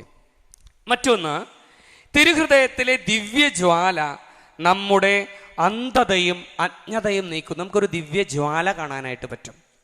നമ്മുടെ അന്ധതയും അജ്ഞതയും അകറ്റാനായിട്ടാണ് അവൻ്റെ തിരുഹൃദയത്തിലെ ഈ ജ്വാല നൽകപ്പെട്ടിരിക്കുന്നത്. നമ്മൾ ഈ വിശുദ്ധ കുർബാന സ്വീകരിക്കുമ്പോൾ പലപ്പോഴും മാംസമായി മാറിയിട്ടുള്ള ദിവ്യകാരുണ്യത്തെ ടെസ്റ്റ് ചെയ്തപ്പോൾ അതിൽ കണ്ടെത്താൻ സാധിച്ചത് ഒരു ഹൃദയത്തിൻ്റെ ഭാഗമായിരുന്നു. ഈശോയുടെ തിരുഹൃദയത്തിൽ നിന്നും വരുന്ന ഈ ദിവ്യജ്വാല നമ്മുടെ അന്ധതയും അജ്ഞതയും നീക്കുന്നു എന്ന് മാത്രമല്ല, തിരുഹൃദയം ഇങ്ങനെ ഞാൻ കണ്ടിട്ടുണ്ട്, പല രൂപങ്ങളും പടങ്ങളും. അവിടെ പ്രത്യേകിച്ച് ആ ഈശോയെ നിങ്ങളൊന്നൊരു 5 മിനിറ്റ് ഒന്ന് നോക്കി നിന്നോ, ദൈവസ്നേഹത്താൽ നിറയുന്ന ഒരു അനുഭവം ഉണ്ടായിട്ടുണ്ട്. കാരണം നിനക്ക് വേണ്ടി കുത്തിത്തൊടി, ഇനിയും കുത്തി അത് മുറിവിനെ അടച്ചിട്ടില്ല, തുന്നലിട്ട് അടച്ചിട്ടില്ല. നിനക്കും എനിക്കും വേണ്ടി ആ സ്നേഹം തുറന്നു നിൽക്കുമ്പോൾ എപ്പോഴെങ്കിലുമൊക്കെ ദിവസത്തിൽ ആ തിരുഹൃദയത്തിലേക്ക് നോക്കിക്കോ, ഒരു ദൈവസ്നേഹത്തിന് നിറയുന്ന അനുഭവം നമുക്ക് ഉണ്ടാകുന്നതായിട്ട് കാണാനായിട്ട് സാധിക്കും. പ്രിയമുള്ളവർ, ഒരിക്കലെ ഒരു കള്ളൻ ഗൾഫ് നാട്ടിലാണ്. ഈ വ്യക്തി പറയായിരുന്നു, എന്തെങ്കിലും കിട്ടുമോ എന്നറിയാനായിട്ട് ചെന്നപ്പോൾ അവിടെ പുറകെ ഗ്രോട്ടോ പോലുള്ള സ്ഥലത്തിൻ്റെ അപ്പുറത്ത് ഒരു തിരുഹൃദയത്തിൻ്റെ അങ്ങനെ രൂപം ഉണ്ടാക്കി വെച്ചിട്ടുള്ളതായിട്ട് കണ്ടു. അങ്ങനെ അവിടെ ചെന്ന് 5 മിനിറ്റ് ഞാൻ നോക്കി നിന്നതെനിക്ക് ഓർമ്മയുള്ളൂ. പറയാണ്, എന്തോ ഞാൻ കരയാൻ തുടങ്ങി. ഞാൻ വന്നത് അവിടെ നിന്ന് മോഷ്ടിക്കാനാണ്, പക്ഷേ എന്തോ ഞാൻ ഒരു കണ്ണുകൾ നിറയുന്നു, എൻ്റെ ഹൃദയത്തിൽ എന്തോ വലിയൊരു സങ്കടം വരുന്നു. ഞാൻ എവിടെ നിന്ന് ആ പള്ളിയിൽ കയറിയില്ല. ആൾ പറഞ്ഞു, ഈ ദേവാലയത്തിൽ പ്രവേശിക്കാൻ എനിക്ക് യോഗ്യതയില്ല, വിശുദ്ധ കുമ്പസാരം നടത്തിയിട്ടേ ഞാൻ കടക്കൂ. പിന്നീടാണ് ആ വ്യക്തി ആ ചിന്തയെല്ലാം ഉപേക്ഷിച്ച് കുമ്പസാരിച്ച് ആ ദേവാലയത്തിൽ ബലിയർപ്പിക്കാൻ വരിക. വലിയ ശക്തി ദിവ്യഹൃദയത്തിൽ, ഈശോയുടെ തിരുഹൃദയത്തിലെ ജ്വാലയ്ക്കുണ്ട്. ഈ തിരുഹൃദയത്തിൽ നിന്നും ഒഴുകുന്ന ജലം എന്തിനെ സൂചിപ്പിക്കുന്നു? മാമോദീസയെ സൂചിപ്പിക്കുകയാണ്. മാമോദീസ നമ്മൾ നേരത്തെ കേട്ടു, അവിടെ നിന്നും രക്തവും ജലവും ഒഴുകി. ഈ ജലം മാമോദീസയെ സൂചിപ്പിക്കുമ്പോൾ പാപത്തിൽ നിന്നും എന്നെ കഴുകി എനിക്ക് വിശുദ്ധി നൽകുന്നു. മാമോദീസ എന്നെ വിശുദ്ധിയിലേക്ക് വഴി നടത്തുന്നു. ഇനി ഈ ഈശോയുടെ ദിവ്യഹൃദയത്തിൽ നിന്നും വരുന്ന രക്തമോ വിശുദ്ധ കുർബാനയെ സൂചിപ്പിക്കുന്നു. ദിവ്യകാരുണ്യം നമ്മിൽ ജീവനും സമൃദ്ധമായ ജീവനും നിത്യജീവനിലേക്ക് നമ്മെ നയിക്കുന്നു. യോഹന്നാൻ 14:6, യോഹന്നാൻ 10:10, പിന്നെ കാണാം യോഹന്നാൻ 6:49 മുതൽ 51 വരെ നമുക്ക് കാണാം. പറയില്ലേ, ജീവനും സമൃദ്ധമായ ജീവനും നിത്യജീവനും നമുക്ക് നൽകുന്നു. ഇനി തിരുഹൃദയത്തെ നാം സ്നേഹിക്കുമ്പോൾ അവിടുന്ന് നമ്മിൽ വന്ന് നിറയുന്ന എഫേസസ് 3:17 എടുത്താൽ കാണാം, നമുക്ക് കാണാം, വിശ്വാസം വഴി ക്രിസ്തു നിങ്ങളുടെ ഹൃദയങ്ങളിൽ വസിക്കുന്നു എന്ന് നമ്മൾ അറിയുന്നില്ലേ? പ്രിയമുള്ളവരെ, നമ്മുടെ ഹൃദയത്തിൽ വസിക്കുന്ന ദൈവത്തിന്റെ സാന്നിധ്യത്തിനൊരു പ്രത്യേകതയുള്ളത്, അവൻ എൻ്റെ ഉള്ളിലുള്ളപ്പോൾ ലോകത്തിലുള്ളവനേക്കാൾ ശക്തനാണ് അവൻ. നീ ശക്തനാണെന്നല്ല, ഞാൻ ശക്തയാണെന്നല്ല, നിങ്ങളുടെ ഉള്ളിലുള്ളവൻ ലോകത്തിലുള്ളവനേക്കാൾ ശക്തനാണ്. യോഹന്നാൻ 4:4. അതുകൊണ്ട് ഈശോയുടെ മാധുര്യമുള്ള ഹൃദയം നമ്മുടെ ജീവിതത്തെ മാധുര്യമുള്ളതാക്കി മാറ്റും. ഈശോയുടെ മാധുര്യമുള്ള ഹൃദയം നമ്മുടെ ജീവിതത്തെ മധുരമുള്ളതാക്കി മാറ്റും. മാത്രമല്ല, തിരുഹൃദയത്തിന്റെ ജ്വാലയാൽ, ചിലപ്പോഴൊക്കെ പലരും പറയാറുണ്ട്, ബ്രദർ ഒരു മന്ദതയാണ്, പ്രാർത്ഥിക്കാനൊക്കെ വിചാരിച്ചു കുറച്ച് ദിവസമൊക്കെ ഒരു താല്പര്യം ഉണ്ടായിരുന്നു, ഇപ്പൊ പ്രാർത്ഥിക്കാൻ സാധിക്കുന്നില്ല. മന്ദത, നിരാശ, ഒരു മടിപ്പും മരവിപ്പുമെല്ലാം ബാധിച്ചു. പ്രിയമുള്ളവരെ, അവിടുന്ന് തിരുഹൃദയം തുറന്ന് നിന്നിലേക്ക് വരുമ്പോൾ അവിടുത്തെ തിരുഹൃദയ ജ്വാലയാൽ നീ ജ്വലിക്കാൻ തുടങ്ങും. എമ്മാവുസിൽ നിന്ന് പോയ ആ ശിഷ്യരുടെ ഹൃദയം ജ്വലിച്ചതുപോലെ, എമ്മാവുസിലേക്ക് പോയ ശിഷ്യരുടെ ഹൃദയം ജ്വലിച്ചതുപോലെ എൻ്റെയും നിന്റെയും ഹൃദയം ജ്വലിക്കാൻ തുടങ്ങും. നമ്മൾ വലിയ പ്രാർത്ഥിക്കാൻ പോലും സാധിക്കുന്നില്ലെങ്കിൽ എന്ത് പറ്റും? ചിലപ്പോൾ പറയും, ഓരോ ധ്യാനത്തിന് പോകുമ്പോഴും പറയും, പ്രാർത്ഥിക്ക്. ബ്രദറെ, പ്രാർത്ഥിക്കാൻ പറ്റാത്തത് കൊണ്ടാണ് ഇവിടെ വന്നത്. ഇവിടെ വന്നപ്പോൾ വലിയൊരു വാറോല, ഇത് പറ്റാത്തത് കൊണ്ടല്ലേ ഇങ്ങോട്ട് വന്നത്. അവിടെ ചെന്നപ്പോ കൗൺസിലർ ഇത്ര പ്രാർത്ഥന തന്നു, അച്ഛൻ ഇങ്ങനെ പറഞ്ഞു, ഇത് പറ്റണില്ലല്ലോ. ചേടാ, ഇത് എന്ത് പറയും? അപ്പോഴാണ് ഈശോ പരിശുദ്ധാത്മാവിനിക്ക് വെളിപ്പെടുത്തി തന്നത്, ഒന്നും ആഗ്രഹമുണ്ടല്ലോ, നീ ഒരു കാര്യം ചെയ്യ്, ഈശോയുടെ തിരുഹൃദയം എല്ലാ ദിവസവും അവിടെ പോയി നീ ഒരു അല്പസമയം ഇരിക്കും. ഈ ദിവ്യ ഹൃദയം അവിടെ നിന്ന് നമുക്കറിയില്ലേ, ചൂടുള്ള അടുപ്പ്, കനലുള്ള അടുപ്പിന്റെ അടുക്കൽ പോയിരുന്നാൽ ഒന്നും ചെയ്യണ്ട, തന്നെ എനിക്ക് ചൂട് കിട്ടുന്നത് പോലെ ഈ തിരുഹൃദയത്തിന്റെ അടുക്കൽ നീ പോയിരുന്നാൽ അവിടെയുള്ള ദിവ്യജ്വാല നിന്നെ ചൂട് പിടിപ്പിക്കും. ഭക്തിയിൽ നിനക്ക് ഉണർവുണ്ടാകും, വർധനവ് ലഭിക്കും. ഏറ്റവും വലിയ ഭക്തി, ഭക്തികളുടെ രാജ്ഞി ദിവ്യകാരുണ്യ ഭക്തിയാണെന്ന് നമുക്കറിയാം. ചിന്തകളിൽ ഈ ലോകത്ത് വെച്ച് ഏറ്റവും ശ്രേഷ്ഠമായ ചിന്ത നിത്യതയെക്കുറിച്ചുള്ള ചിന്തയാണെന്ന് വിശുദ്ധ ജോൺ ക്രിസ്റ്റോസ്റ്റം പഠിപ്പിക്കുന്നുണ്ട്. ചിന്തകളിൽ ഈ ലോകത്തെ വെച്ച് ഏറ്റവും വലിയ ശ്രേഷ്ഠമായ ചിന്ത നിത്യതയെക്കുറിച്ചുള്ള ചിന്തയാണ് എന്നതുപോലെ ഭക്തിയിൽ ഏറ്റവും വലിയ ഭക്തി തിരുഹൃദയം. നമുക്കറിയാം, ദിവ്യകാരുണ്യ ഭക്തി. അവൻ്റെ ഹൃദയത്തേക്ക് നോക്കി, അവൻ്റെ ദിവ്യകാരുണ്യത്തിലേക്ക് നോക്കി അവൻ്റെ സ്നേഹം തിരിച്ചറിയാൻ സാധിച്ചാൽ നിന്റെ ജീവിതത്തിൽ വലിയ ഉണർവുണ്ടാകുന്നത് കാണാൻ പറ്റും. വിശുദ്ധ മാർഗ്രറ്റ് മേരി അലക്കോക്കിന് 1673 ഈശോ ഒരു ദർശനം കൊടുത്തിട്ട് പറഞ്ഞു, മനുഷ്യവംശത്തോട് എനിക്കുള്ള അതിരറ്റ സ്നേഹം, പ്രത്യേകിച്ച് നിന്നോടുള്ള സ്നേഹം, അത് എൻ്റെ ഹൃദയത്തിൽ എരിയുന്നത് നീ കാണുന്നില്ലേ? എന്നിട്ട് 12 വാഗ്ദാനങ്ങൾ നൽകിക്കൊണ്ട് ഞാനതൊന്ന് വായിച്ചു കടന്നു പോകാം. നിങ്ങൾക്ക് ഒന്ന് നിങ്ങളുടെ ഹൃദയത്തെ തൊട്ടുലയ്ക്കാൻ ഒരുപക്ഷെ സാധിക്കും. നിങ്ങളൊന്ന് ശ്രദ്ധിക്കണേ. അവരുടെ ഈ തിരുഹൃദയത്തോടുള്ള ഭക്തി പുലർത്തുന്നവർക്ക് അവരുടെ ജീവിതാവസ്ഥയ്ക്ക് വേണ്ട എല്ലാ കൃപകളും ഞാൻ നൽകും. ജീവിതാവസ്ഥ, ചിലർ സിംഗിൾസ് ആണ്, ചിലരെ ഭർത്താവ് മരിച്ചു ദുഃഖത്തിൽ കഴിയുന്ന ഭാര്യമാര്, തിരിച്ച് മക്കള് മരിച്ചു, ചെറുപ്പത്തിലെ മരിച്ചു. ഏതൊരു കുട്ടിയെ കണ്ടാലും ഒരു ടീച്ചർ ജോലി റിസൈൻ ചെയ്യാൻ പോവാണ്. അപ്പം എന്താണ് കാരണം? നോക്കിയപ്പോൾ 5ാം ക്ലാസ്സിൽ പഠിക്കുന്ന കൊച്ച് ആക്സിഡന്റിൽ മരിച്ചു. ഇതിന് ശേഷം ഈ ടീച്ചർക്ക് ഒരു സ്കൂളിൽ പഠിപ്പിക്കാൻ പറ്റുന്നില്ല. ഏതൊരു കുട്ടിയെ കാണുമ്പോഴും സങ്കടം വരികയാണ്, കരച്ചിലാണ്. അങ്ങനെ വന്നു ഈ വ്യക്തിയുടെ അടുക്കിലേക്കും എനിക്ക് പറയാൻ മറ്റൊന്നും ഉണ്ടായിരുന്നില്ല. പ്രിയമുള്ളവരെ, കർത്താവിൻ്റെ തിരുഹൃദയത്തിൻ്റെ അടുക്കൽ പോയിരുന്നു.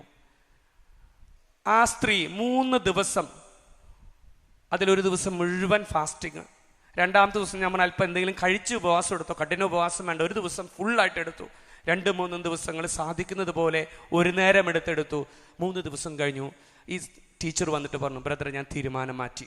എൻ്റെ കൂടെയുള്ള എല്ലാവരും പറഞ്ഞു, അച്ഛൻ നല്ല ടീച്ചറാ, എനിക്ക് പറ്റുന്നില്ലായിരുന്നു, എനിക്ക് എൻ്റെ കൊച്ചിന് ഓർമ്മ വരികയാണ്, എന്ത് ചെയ്യും? ഞാൻ ക്ലാസ് എടുക്കാൻ ചെല്ലും, ഗുഡ് മോർണിംഗ് എന്ന് പറഞ്ഞ പിള്ളേർ എഴുന്നേറ്റ് നിൽക്കുമ്പോഴേക്കും ഞാൻ കരയും.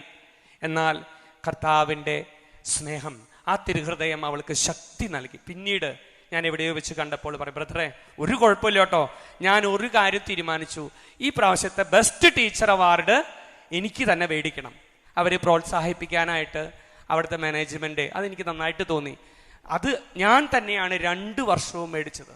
പ്രിയമുള്ളവരെ, കർത്താവിൻ്റെ തിരുഹൃദയത്തിൻ്റെ ശക്തി, അതുപോലെ അവിടുത്തെ സ്നേഹത്തിൻ്റെ ശക്തി, അതുപോലെ തിരുഹൃദയ ഭക്തിയിൽ വളരുന്നവർക്ക് അവരുടെ കുടുംബങ്ങളിൽ ഞാൻ സമാധാനം സ്ഥാപിക്കും.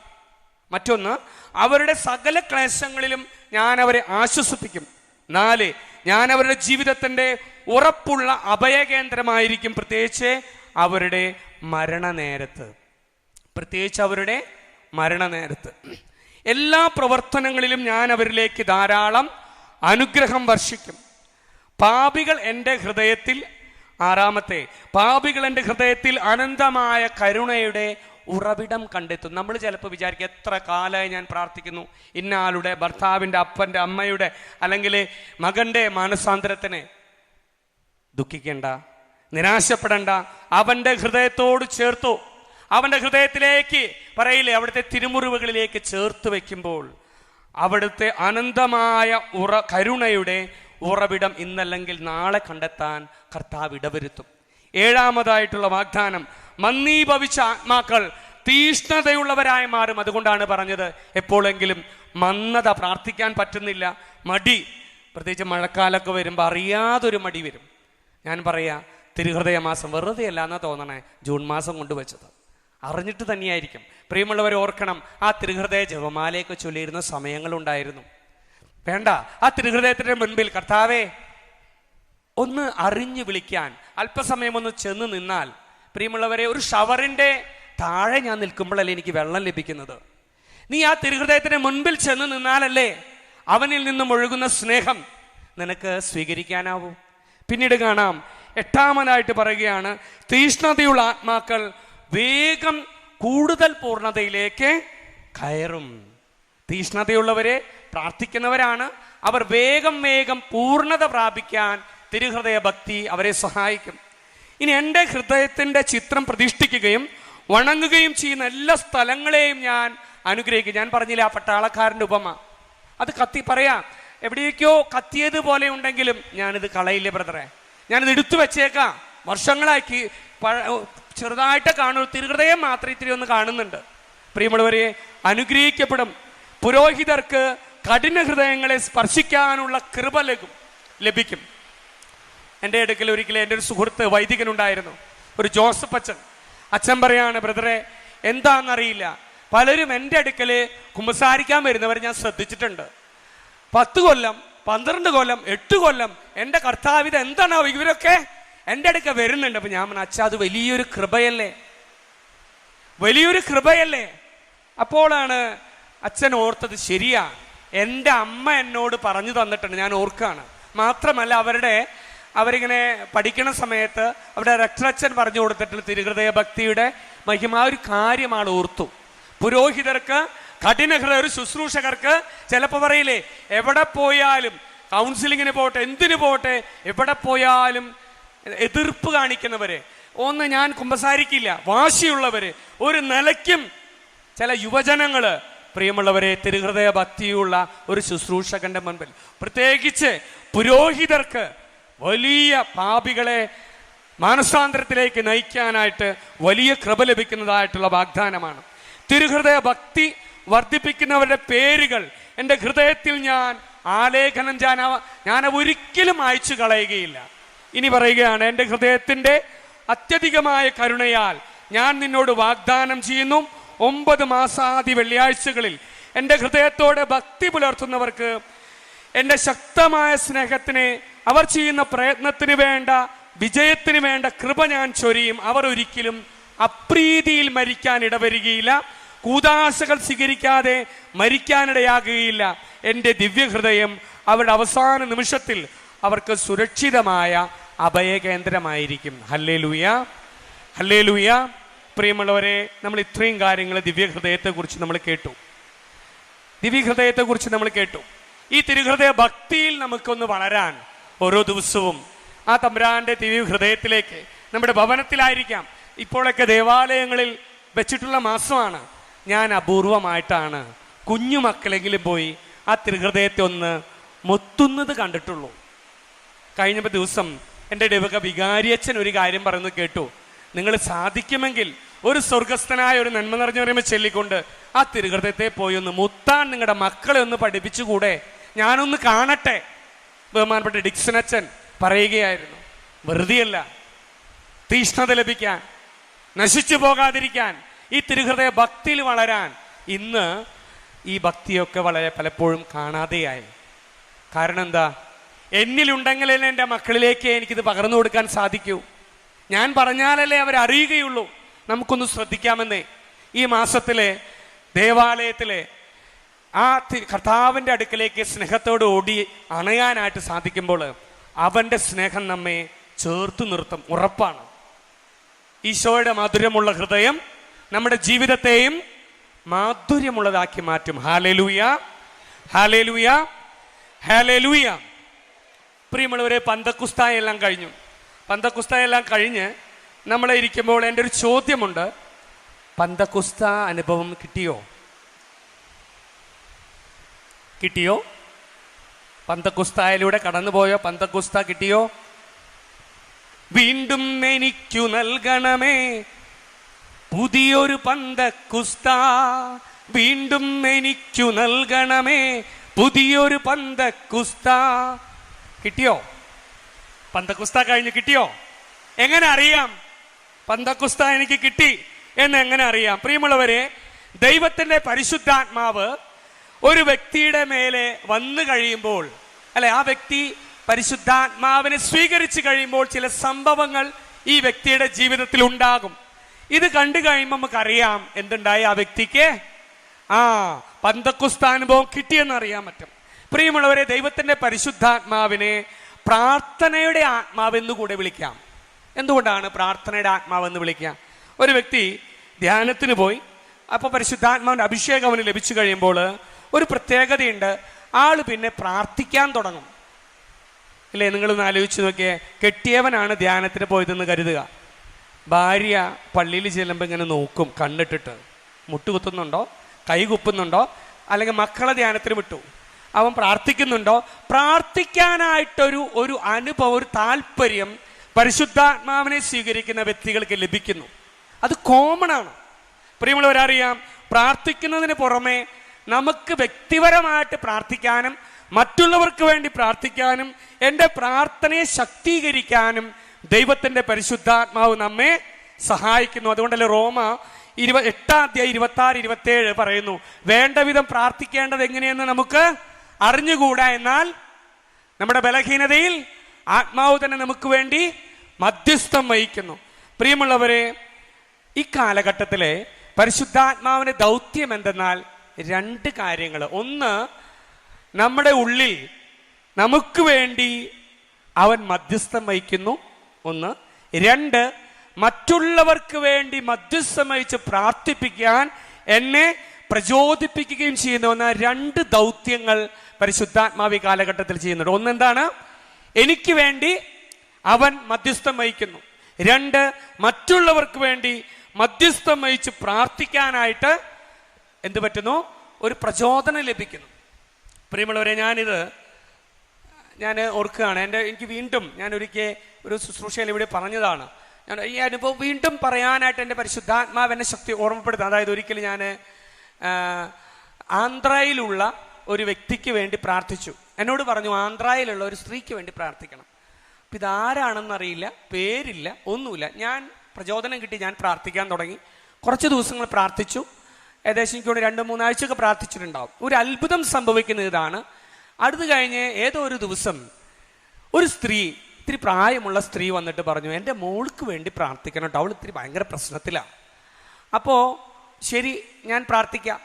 അങ്ങനെ ഇതെല്ലാം പറഞ്ഞ് കഴിഞ്ഞു. ഒരിക്കൽ ഈ പെൺകുട്ടി, ഈ പറഞ്ഞ ആദ്യം ഞാൻ പ്രാർത്ഥിച്ചിരുന്ന വ്യക്തി എന്നെ ഫോൺ വിളിക്കുകയാണ്. വിളിച്ചപ്പോൾ പറഞ്ഞു, ഞാനാണ് ആന്ധ്രയിൽ നിന്നാണ്, നെല്ലൂരോ ഏതൊരു സ്ഥലം പറഞ്ഞു നിന്നാണ്, എൻ്റെ എന്നെ കാര്യങ്ങളാണെന്ന് പറഞ്ഞപ്പോൾ ഞാൻ ഈ വ്യക്തിയോട് ചോദിച്ചു, ഇന്ന വ്യക്തിയാണോ നിങ്ങളുടെ അമ്മ?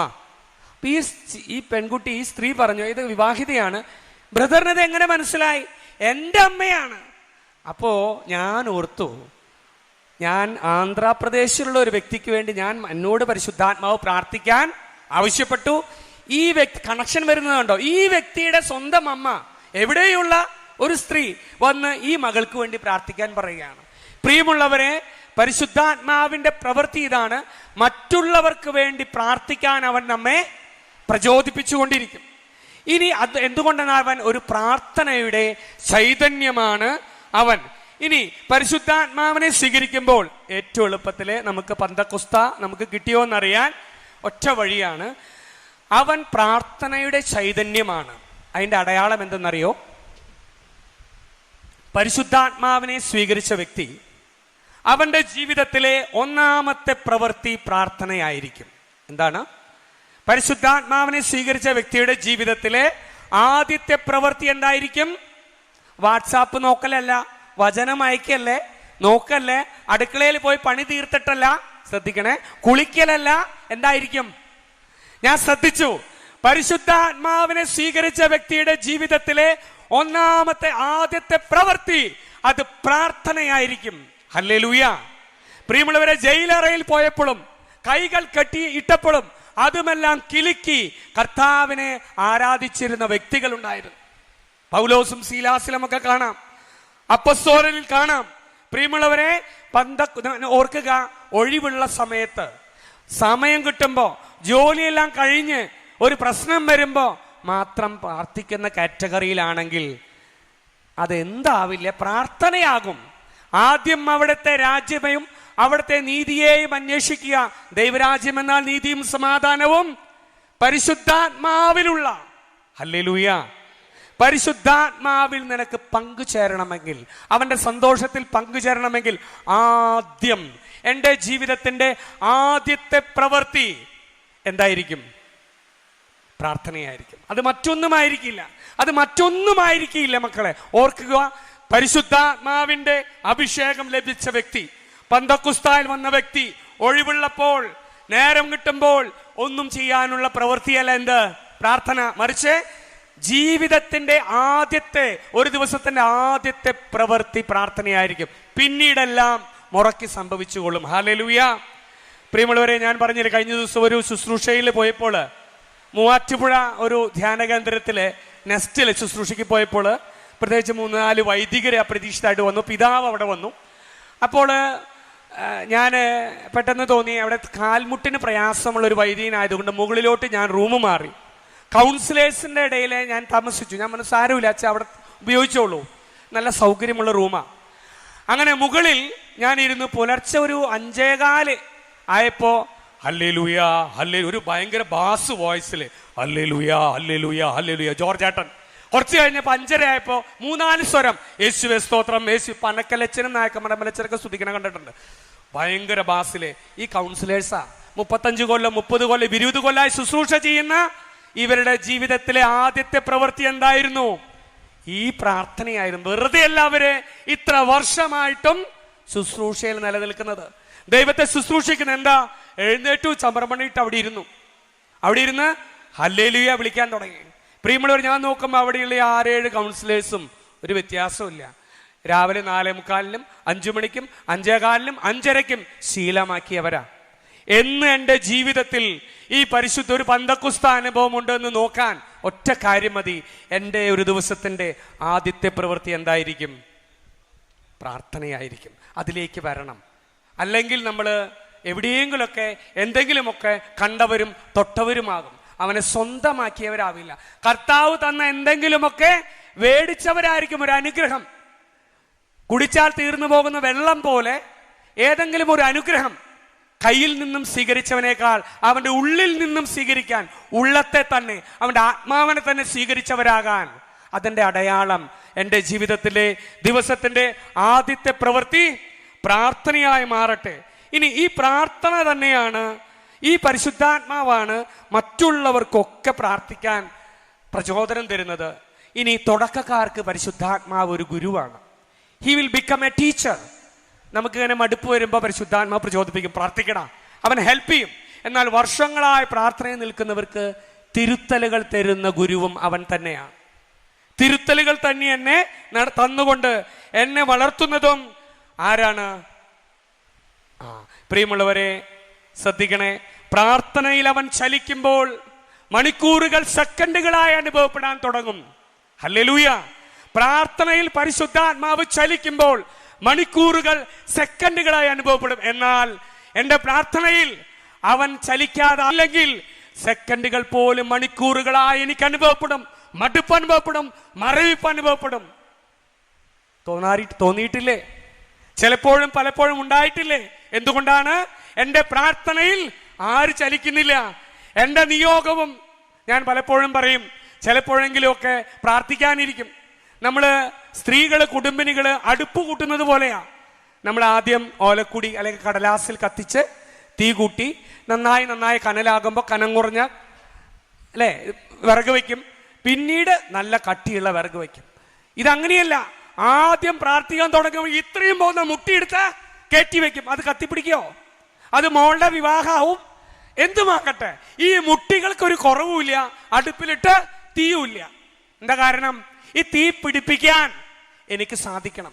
ഈശോയുടെ തിരുഹൃദയത്തിന്റെ ജ്വാല നിന്റെ ഹൃദയത്തെ സ്പർശിച്ചിട്ടുണ്ടെങ്കിൽ, അവന്റെ ഹൃദയത്തിൽ നിന്നും ഒഴുകുന്ന രക്തവും വെള്ളവും നിന്നെ വിശുദ്ധീകരിച്ചിട്ടുണ്ടെങ്കിൽ, പരിശുദ്ധാത്മാവിന്റെ അഗ്നി നിന്നെ സ്പർശിച്ചിട്ടുണ്ടെങ്കിൽ, എൻ്റെ ജീവിതത്തിൽ എൻ്റെ ഹൃദയം ആദ്യം ദൈവസ്നേഹം കൊണ്ട് എരിയാൻ തുടങ്ങും.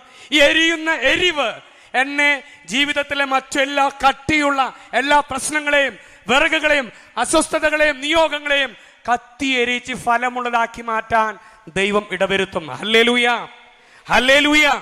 പ്രിയമുള്ളവരെ, എപ്പോഴെല്ലാം ഞാൻ പ്രാർത്ഥിക്കാൻ തുടങ്ങുന്നു, എപ്പോഴെല്ലാം ഞാൻ സ്തുതിക്കാൻ തുടങ്ങുന്നു, എപ്പോഴെല്ലാം ഞാൻ ആരാധിക്കാൻ വരുന്നു, എപ്പോഴെല്ലാം സജീവ ദൈവത്തെ ബലിയർപ്പിച്ച് പൂജയോടെ ആരാധിക്കാൻ തുടങ്ങുന്നു, ഇപ്പോഴെല്ലാം പരിശുദ്ധാത്മാവ് അത് സ്നേഹിക്കുന്നു. ശ്രദ്ധിക്കണേ, ഞാൻ എപ്പോഴെല്ലാം എൻ്റെ ദൈവത്തെ സ്തുതിക്കുന്നു, എപ്പോഴെന്റെ ദൈവത്തെ ആരാധിക്കുന്നു, എപ്പോഴെന്റെ ദൈവത്തെ ഞാൻ മഹത്വപ്പെടുത്തുന്നു, ഞാൻ എപ്പോഴെല്ലാം പ്രാർത്ഥിക്കാൻ തുടങ്ങുന്നു, വിശുദ്ധ ബലിക്ക് എപ്പോഴെല്ലാം അണയുന്നു, ഇപ്പോഴെല്ലാം പരിശുദ്ധാത്മാവ് വ്യക്തിയെ സ്നേഹിക്കാൻ തുടങ്ങുന്നു. അപ്പോൾ അവൻ എന്ത് ചെയ്യും? മറ്റുള്ളവർക്ക് വേണ്ടി മധ്യസ്ഥം വഹിക്കുന്നവരെയെല്ലാം അവൻ സ്നേഹിക്കുന്നു. അപ്പോൾ അവൻ എന്ത് ചെയ്യും? അവൻ നിനക്ക് വേണ്ടി പ്രാർത്ഥിക്കാൻ മറ്റുള്ളവരെ ഉണർത്തും, ലോകത്തിന്റെ ഏതോ കോണുകളിൽ നിന്ന്. മാത്രമല്ല, ഈ പരിശുദ്ധാത്മാവ് നമുക്ക് ക്ഷമിക്കാൻ നമ്മെ പഠിപ്പിക്കും. ഈ പരിശുദ്ധാത്മാവ് പശ്ചാത്തപിക്കാൻ, ശരിയായി പ്രാർത്ഥിക്കാൻ, ആത്മാവിന്റെ വാൾ വീശാൻ പഠിപ്പിക്കും. എന്താണ് ആത്മാവിന്റെ വാൾ വീശിയാൽ സംഭവിക്കുന്നത്? ആത്മാവിന്റെ വാൾ എന്താണ്? വചനം. ഈ വചനം വീശാൻ പഠിപ്പിക്കുമെന്നാണ് പരിശുദ്ധാത്മാവ് പറയുന്നത്. എന്താണ് അതിന്റെ റിസൾട്ട്? പ്രിയമുള്ളവരെ, ദൈവത്തിന്റെ ആത്മാവ് അവന്റെ വാൾ വീശാൻ പഠിപ്പിച്ചാൽ റിസൾട്ട് മാനസാന്തരമാണ്. ഹല്ലേലൂയ. നീ ദൈവത്തിന്റെ ആത്മാവിന്റെ വാൾ വീശുമ്പോൾ മാനസാന്തരങ്ങൾ സംഭവിക്കാൻ തുടങ്ങും. അവൻ നമുക്ക് നൽകിയിരിക്കുന്ന യേശുനാമത്തിന്റെ അധികാരം എങ്ങനെ എപ്പോൾ ഉപയോഗിക്കണമെന്ന് പരിശുദ്ധാത്മാവ് നമ്മെ പഠിപ്പിച്ചു തരും. ഹല്ലേലൂയ. ഈ പരിശുദ്ധാത്മാവ് ശാന്തമായി, നിശബ്ദനായി അവന്റെ സ്വരം പ്രാർത്ഥനയിൽ കേൾക്കാൻ, യോഹന്നാൻ 10:27 പറയുന്നല്ലോ, അവന്റെ സ്വരം കേൾക്കാൻ നമ്മെ പഠിപ്പിക്കും. ദൈവഹിതം എന്തെന്ന് അറിയാനും അതിന് വഴങ്ങാനും നമ്മെ പഠിപ്പിക്കാൻ തുടങ്ങും. Hallelujah, hallelujah. ഇനി മറ്റൊരു കാര്യം ഇതാണ്, ഈ നമ്മൾ തിരിച്ചറിയേണ്ട ഒരു കാര്യം, പരിശുദ്ധാത്മാവിന്റെ വിദ്യാലയത്തിൽ, ക്ലാസ് റൂമാകുന്ന നിന്റെ പ്രാർത്ഥനാ മുറിയിൽ, പുസ്തകമാകുന്ന വിശുദ്ധ ഗ്രന്ഥമെടുത്ത്, ബൈബിൾ എടുത്ത് നീയിരിക്കുക, അവൻ നിന്നെ പഠിപ്പിക്കും. പരിശുദ്ധാത്മാവിന്റെ വിദ്യാലയത്തിൽ, ക്ലാസ് റൂമാകുന്ന നിന്റെ പ്രാർത്ഥനാ മുറിയിൽ, പാഠപുസ്തകമാകുന്ന വിശുദ്ധ ഗ്രന്ഥമെടുത്ത് നീ എന്ത് ചെയ്യണം? നീ അവന്റെ മുമ്പിലിരുന്ന് ഇതുമെടുത്ത് നീ അവിടെ ഇരിക്കുക. ആ ക്ലാസ് റൂമില് ആര് നിന്നെ പഠിപ്പിച്ചോളും? യെസ്, പരിശുദ്ധാത്മാവ് നിന്നെ പഠിപ്പിച്ചുകൊള്ളും. Hallelujah, hallelujah. ഒരിക്കലേ വിശുദ്ധ യാക്കോബ് ശ്ലീഹ മരിച്ച് ഈ ഡെഡ് ബോഡി കഴുകുന്ന സമയത്ത് ഈ മുട്ടിൽ നോക്കിയപ്പോൾ അവിടെ ഇങ്ങനെ വലിയ ഉയർന്നു നിൽക്കുന്നു. നമുക്ക് കാണാം, മരിച്ചു കഴിഞ്ഞാൽ ബോഡി ഒന്നും ഇങ്ങനെ ഒടിക്കാൻ പറ്റില്ല, മടക്കാൻ പറ്റില്ല. ഈ കാല് നോക്കിയപ്പോൾ ഇവിടെ ഇങ്ങനെ വലിയ തഴമ്പായിരുന്നു. ഞാനിങ്ങനെ കേട്ടിട്ടുണ്ട്, പണ്ട് ഇങ്ങനെ ഞാനൊരിക്കൽ ഇങ്ങനെ അവതരിപ്പിച്ചത് കേട്ടിട്ടുണ്ട്. പത്രോസ്ലീഹും യാക്കോബൊക്കെ വലിയ അത്ഭുതങ്ങളും അടയാളങ്ങളും ചെയ്തുകൊണ്ടിരുന്ന സമയത്ത് യാക്കോബ് സ്ലീഹയ്ക്ക് ഭയങ്കര വിഷമം. ഞാൻ പ്രാർത്ഥിക്കുമ്പോൾ വലിയ അത്ഭുതങ്ങളൊന്നും ഉണ്ടാവണില്ല. മാതാവിൻ്റെ അടുക്ക പോയിട്ട് യാക്കോബ് സ്ലീഹ പറയാം, മാതാവേ, അമ്മേ, ഞാൻ പ്രാർത്ഥിക്കുമ്പോൾ പത്രോസിന്റെ അവിടെയൊക്കെ ക്യൂ ആണ്, അവിടെ നിഴല് വീഴിനോടത്ത് സൗഖ്യം. ഞാനും ഒരു അപ്പസ്തോലനല്ലേ, എനിക്കും ഒരു വിലയൊക്കെ വേണ്ടേ? ആഗ്രഹിച്ചുകൊണ്ട് ചെന്നപ്പോ പരിശുദ്ധ അമ്മ പറഞ്ഞു, മോനെ, നീ പ്രാർത്ഥനയിൽ ശക്തി പ്രാപിച്ചോ, മുട്ടുകുത്തി പ്രാർത്ഥിക്കാൻ തുടങ്ങിക്കോ. ഈ മുട്ടുകുത്തലിന്റെ വ്യത്യാസം നിങ്ങളുടെ മരിച്ച ശവശരീരം കഴുകി വൃത്തിയാക്കുമ്പോ കണ്ടു. അവിടെ വലിയ തഴമ്പ് പറയുകയാണ്. പത്രോസ് അവിടെ പോയപ്പോഴല്ലേ അത്ഭുതമുണ്ടായത്. യാക്കോബ് സ്ലീഹ പറയുകയാണ്, എപ്പോഴാണോ പറയുക എവിടെ ഒരു സ്ഥലത്തിന് വേണ്ടി ശുശ്രൂഷ ചെയ്യണമെന്ന് ആഗ്രഹിച്ചോ ആ സ്ഥലത്ത് അവിടെ പോകണ്ട. ആ സ്ഥലത്തിന് വേണ്ടി കൈകളുയർത്തി പ്രാർത്ഥിക്കുമ്പോൾ ആ രാജ്യത്ത് അത്ഭുതങ്ങൾ സംഭവിക്കുമാറുള്ള ഒരു അഭിഷേകം ആർക്ക് നൽകപ്പെട്ടു? ഹല്ലേലൂയ. പ്രിയമുള്ളവരെ, തിരിച്ചറിയണം, ദൈവത്തിന്റെ ആത്മാവ് പ്രാർത്ഥനയുടെ ആത്മാവാണ്. ഈ ഒരു പുതിയൊരു പന്തക്കുസ്ത അനുഭവം അവന്റെ തിരുഹൃദയത്തോട് സ്നേഹത്തോട് ചേർന്ന്, ആ ദിവ്യ ജ്വാലയോട് ചേർന്ന് ഓരോ വിശുദ്ധ ബലിയിലും എണ്ണ കൊണ്ടുവന്ന്, ഒരുക്കമാകുന്ന വിശുദ്ധിയാകുന്ന എണ്ണ കൊണ്ടുവന്ന് ബലിയർപ്പിക്കുമ്പോൾ നീയാകുന്ന തിരി കത്തിപ്പിടിക്കും. അനേകർ യേശുവെന്ന പ്രകാശം കാണാനിടയാകും. ഹല്ലേലൂയ. എപ്പോഴും നിന്റെ വിളക്ക് കത്തി നിൽക്കാൻ, നിന്റെ ജാഗരണത്തിൽ, നിന്റെ ത്യാഗപ്രവൃത്തികളിൽ, നിന്റെ ഉപവാസത്തിൽ, നിന്റെ പ്രാർത്ഥനകളിലും ഉപവാസങ്ങളിലുമെല്ലാം, ആരാധനകളിലും സ്തുതിപ്പുകളിലുമെല്ലാം ആട്ടിയെടുത്ത എണ്ണയുമായി നീ വരണം. ആ എണ്ണ നീയാകുന്ന ജീവിത തിരിയിന്മേൽ ചേർന്ന് നിൽക്കുമ്പോൾ കർത്താവിന്റെ മഹത്വം, പ്രകാശം ജീവിതകാലം മുഴുവൻ ഏത് കൂരിരുട്ടിലും കത്തി നിൽക്കും. Hallelujah, hallelujah. ചിലപ്പോഴെല്ലാം നമ്മൾ പറയില്ലേ, എന്താണെന്നറിയില്ല, എൻ്റെ പ്രാർത്ഥനയ്ക്ക് ശക്തിയില്ലേ, ചില പ്രാർത്ഥനകൾ പ്രാർത്ഥിച്ചിട്ടുണ്ട് ശരിയാവണില്ലല്ലോ. കാരണം എന്താ? പ്രകാശം മങ്ങിയിരിക്കുന്നു. പ്രിയമുള്ളവരെ, ഈ പ്രകാശം മങ്ങാനുള്ള കാരണം, ഞാനാകുന്ന തിരി തെളിയാതിരിക്കുന്ന കാരണം എന്താ? ആവശ്യത്തിന് എണ്ണയില്ല. ഈ എണ്ണയുമായി പ്രിയമുള്ളവരെ ഓരോ ദിവസവും അൾത്താരയിലേക്ക് വരുവാൻ, ഓരോ ദിവസവും നിന്റെ പ്രാർത്ഥനയുടെയും ഒരുക്കത്തിൻ്റെയും ത്യാഗപ്രവൃത്തികളുടെയും എണ്ണയുമായി വരുമ്പോൾ അവൻ നീയാകുന്ന വിളക്ക് തെളിഞ്ഞു കത്താൻ ഇടവരുത്തട്ടെ. ദിവ്യകാരുണ്യ, പ്രത്യേകിച്ച് ഈശോയുടെ തിരുഹൃദയ ഭക്തിയിൽ വളരാനായിട്ട് നമുക്ക് സാധിക്കട്ടെ. ഈ ഈശോയുടെ തിരുഹൃദയത്തിൽ അഭയം തേടാം. അവൻ്റെ തിരുഹൃദയം നമ്മുടെ കുടുംബത്തെ സംരക്ഷിക്കട്ടെ.